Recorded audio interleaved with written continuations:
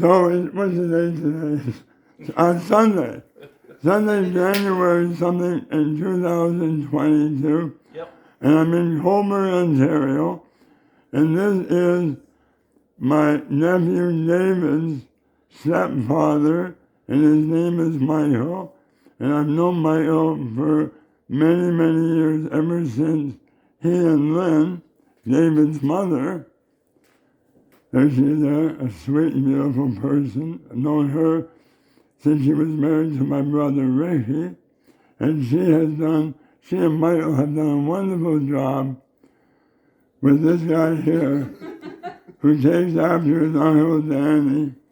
He looks like he's very strong and he's definitely handsome. His name is David. He was named after my dad. And this is the beautiful Celeste, David's girlfriend. I'm so happy to meet her, and I'm happy to know that he loves her. So, I am here to present my nephew with something very, very special. And I've asked Mike if he would continue videotaping me presenting it to him, okay? Yep, go ahead. Thanks, Mike. Okay, you're welcome. It's right there on the chair. Oh!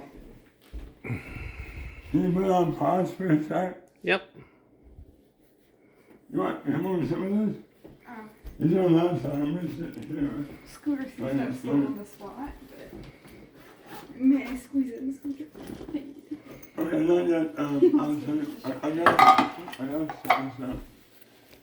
I'm sure you may have seen this at Randy Ramp's place. This is the watch. Oh, wow. And it's at least 100 years old. And my dad was born. Anyway, it goes in there, but I'm too excited. This is a watch from Grandpa St. Andrews, my grandpa, and he died when I was 7 years old in 1957. The St. Andrews family, my dad, his brothers, and his sisters, never felt love growing up. Grandpa St. Andrews was a very, very, very different.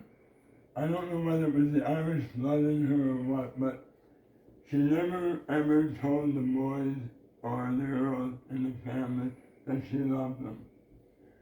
My dad, my mom told me, never ever told her that he loved her. But as shocking as that sounds, my dad was an excellent father and husband. It's just that he kept his emotions to himself, unless he was mad at me. But he and I had a love-hate relationship, and I never told my dad I loved him until the day that he died, just before he died.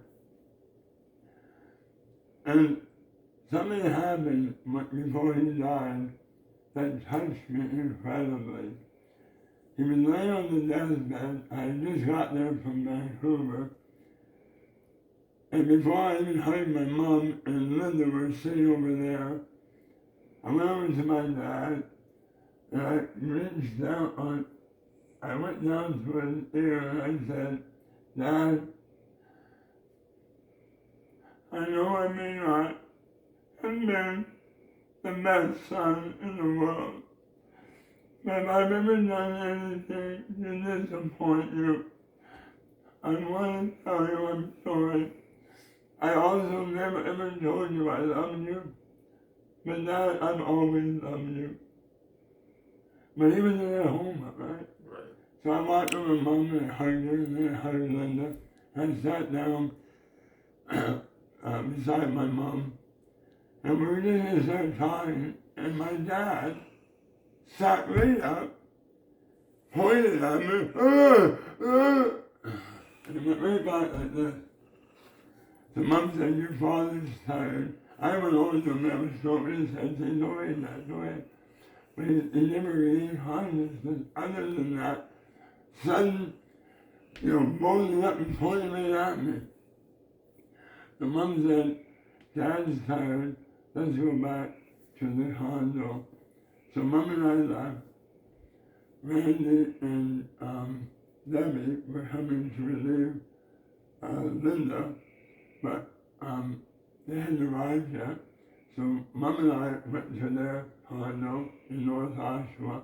And as we were walking down the hall, we hear the phone ringing at their place. So we quickly got in. I answered the phone, and it was Randy, Uncle Randy. He said, Dad just died.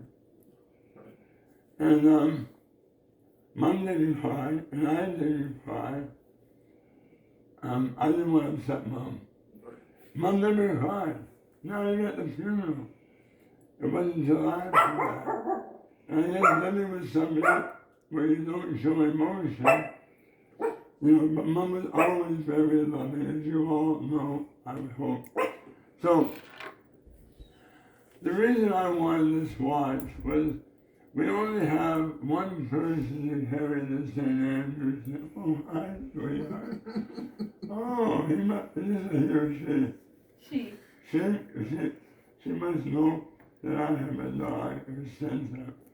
But David, this watch was given to me because I told my dad, I will make sure if David ever is married, and if David ever has a son, hopefully he will give this to his eldest son, or daughter if you have no son. But my dad was born in 1921. This watch was given to my grandpa St. Andrews long before Dad was ever born. His dad had several brothers and sisters that are older than him. The watch used to be worth $1. The railroad is where my grandpa worked all his life. They gave each of their employees one of these watches which they would wear.